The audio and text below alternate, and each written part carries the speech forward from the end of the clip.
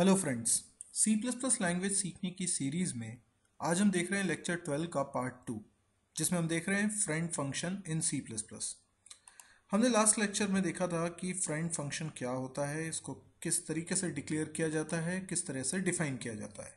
आज हम एक और ख़ास कैरेक्टरिस्टिक देखेंगे फ्रेंड फंक्शन के बारे में कि फ्रेंड फंक्शन एक ही साथ कई सारी क्लासेस का फ्रेंड बनाया जा सकता है और ये एक फ्रेंड फंक्शन का यूनिक बिहेवियर होगा, इसका एक फ़ायदा होगा। जैसे इसको हम एक एग्जांपल से क्लियर करने की कोशिश करेंगे। मान लीजिए यहाँ पर हम एक क्लास बनाते हैं। अभी मैं बहुत कंक्रीट एग्जांपल लेने की बजाय शॉर्ट में, क्योंकि कॉन्सेप्ट समझाना है, मैं क्लास लेता हूँ ए। एक क्लास ए है और इसी तरीके से एक और क्लास हम बनाएंगे, क्लास बी। इसके बाद हम बनाएंगे मेन फंक्शन। ओके, अब क्लास ए के अंदर मान लीजिए एक वेरिएबल है ए, जो कि प्राइवेट वेरिएबल है। वैसे मैं प्राइवेट नहीं भी लिखता तो ए प्राइवेट ही माना जाता, क्योंकि बाय डिफ़ॉल्ट मेंबर्स क्लास के प्राइवेट होते हैं। ऐसे ही प्राइवेट, यहाँ पर मैं एक वेरिएबल बनाता हूँ बी। अब मैं ये चाहता हूँ कि क्लास ए और क्लास बी में एक फंक्शन फ्रेंड फंक्शन हो, तो मैं यहाँ पर एक फंक्शन डिफाइन कर रहा हूँ। अच्छा, ये जो फ्रेंड फंक्शन होता है किसी क्लास में पब्लिक में डिक्लेयर करना चाहिए या प्राइवेट में डिक्लेयर करना चाहिए, आपको क्या लगता है? आप स्क्रीन को पॉज करके ज़रा मेरे सवाल का जवाब सोचिए और उसके बाद फिर आप मेरा जवाब सुनिएगा।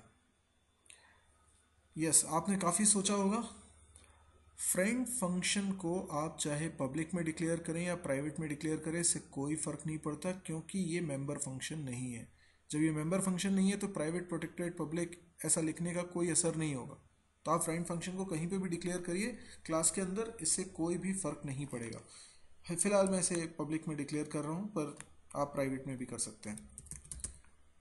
तो फ्रेंड फंक्शन मैंने बनाया, नाम मैंने रखा फन, और ये फंक्शन मैंने डिक्लेयर कर दिया। ऐसा ही डिक्लेरेशन मुझे करना पड़ेगा क्लास बी में।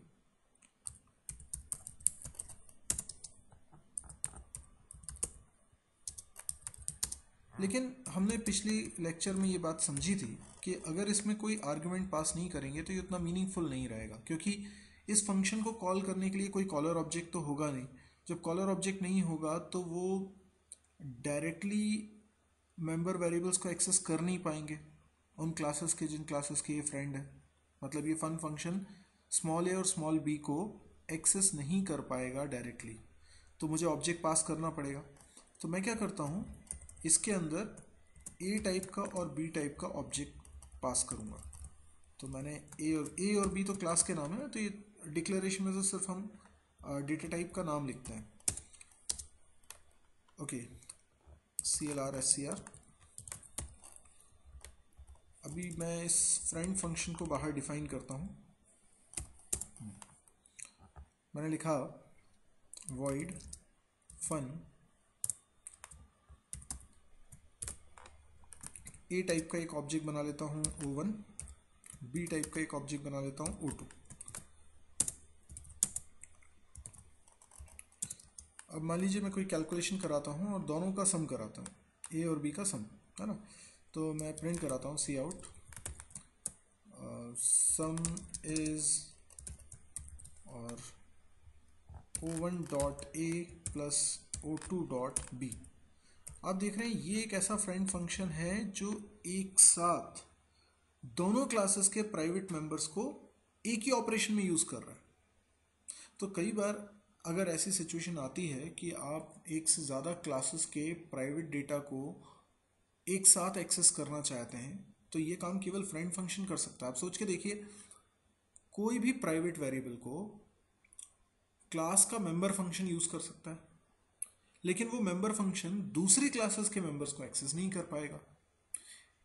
तो अगर मैं क्लास ए और क्लास बी के मेंबर वेरिएबल्स को एक साथ यूज़ करना चाहता हूँ, तो ये मेंबर फंक्शन के बस की बात नहीं है, क्योंकि क्लास ए का मेंबर फंक्शन होगा तो केवल क्लास ए के ही वेरिएबल को यूज़ करेगा। और क्लास बी का मेंबर फंक्शन होगा तो क्लास बी के ही वेरिएबल को यूज़ करेगा। दोनों को एक साथ यूज़ करना है तो फिर मेंबर फंक्शन के बस की बात नहीं है, ये काम करना पड़ेगा फ्रेंड फंक्शन को। तो फ्रेंड फंक्शन के 3 फायदे मैं आपसे डिस्कस करूंगा, जिसमें से ये पहला फायदा है। अब देखिए, फन फंक्शन को मैं कॉल करता हूं और इसमें मुझे ऑब्जेक्ट पास करने पड़ेंगे। तो मैं ऑब्जेक्ट बनाता हूं, ए क्लास का एक ऑब्जेक्ट बना दिया, let's say obj1, and B class का एक ऑब्जेक्ट बना दिया obj2।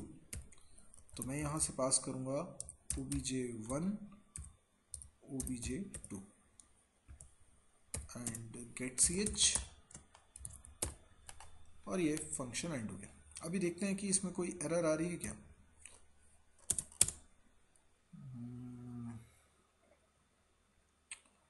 यस, 2 एरर्स हैं।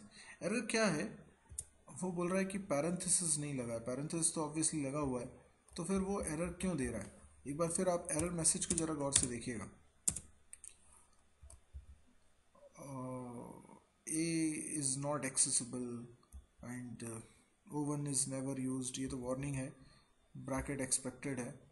ओके, तो ये एक्चुअल में समझ नहीं पा रहा है कि बी क्या है यहाँ, बिकॉज बी क्लास जो है वो बाद में बनी है, तो कंपाइलर एक्चुअल में समझ नहीं पा रहा है कि दिस ये क्या है, तो इसलिए उसको कुछ कन्फ्यूजन हो रहा है और ऐसे एरर मैसेजेस दे रहा है। तो बेटर क्या है कि हम बी क्लास का एक फॉरवर्ड डिक्लेरेशन कर दें। This is called forward declaration. अब क्या है, जब कंपाइलर कंपाइल करते हुए नीचे आएगा तो पहले क्लास बी का डिक्लेरेशन देखकर उसे समझ में आ जाएगा कि what is the meaning of B. B एक क्लास का नाम है। अब यहाँ पर भी जब फंक्शन के अंदर बी लिखा हुआ है तो उसे कोई प्रॉब्लम नहीं होगी। अब देखिए, अब 0 एरर है, आउटपुट आ रहा है सम इज 7645। अभी तो गार्बेज वैल्यूज हैं इसलिए इतना आएगा, हमने कोई वैल्यू तो रखी नहीं है ए और बी में। आप चाहें तो कुछ वैल्यूज़ रख दें। वैल्यू रखने के लिए हमें क्या करना होगा, हमें कुछ फंक्शंस बनाने पड़ेंगे। जैसे मैं यहाँ पे एक बना देता हूँ, void set data और int x, इसकी कोडिंग में a में x की वैल्यू चली जाए। बिल्कुल ऐसा ही एक फंक्शन मैं यहाँ पे भी बना देता हूँ, void set data। देखिए, 2 अलग अलग क्लासेस के अंदर मैं सेम नेम के फंक्शंस बना सकता हूँ। तो b के अंदर मैं y की वैल्यू असाइन कर देता हूँ। ठीक है, अभी जब मेन फंक्शन के अंदर हम वैल्यू सेट करेंगे तो obj1 डॉट सेट डेटा लिखकर ये वैल्यू a वेरिएबल के अंदर जाएगी। मैंने लिखा 2 तो 2 चला गया। फिर obj2 डॉट सेट डेटा, तो इसके अंदर मैंने 3 असाइन कर दिया तो 3 चला गया। ओके, अभी इसको चलाते हैं तो सम आना चाहिए 5। Okay, oh yes, some is 5। So this is कि एक फंक्शन एक से ज़्यादा क्लासेस का फ्रेंड हो सकता है।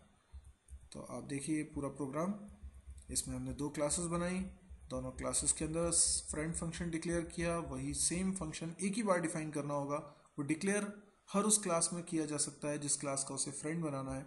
तो एक फ्रेंड फंक्शन एक से ज़्यादा क्लासेस के मेंबर्स को, खासतौर पे प्राइवेट मेंबर्स को, एक ही समय पर यूज़ कर पा रहा है। तो friend function can become friend to more than 1 class. यदि आपको ये कॉन्सेप्ट समझ में आया हो, इंटरेस्टिंग लगा हो, तो आप इस वीडियो को लाइक करिए, शेयर करिए, अपने कमेंट्स देना मत भूलिए, ताकि और हम वीडियोस को इम्प्रूव कर सकें। आप इस चैनल को सब्सक्राइब करिए ताकि इस तरह के और वीडियोस की अपडेट्स आपको मिलती रहे। Thank you.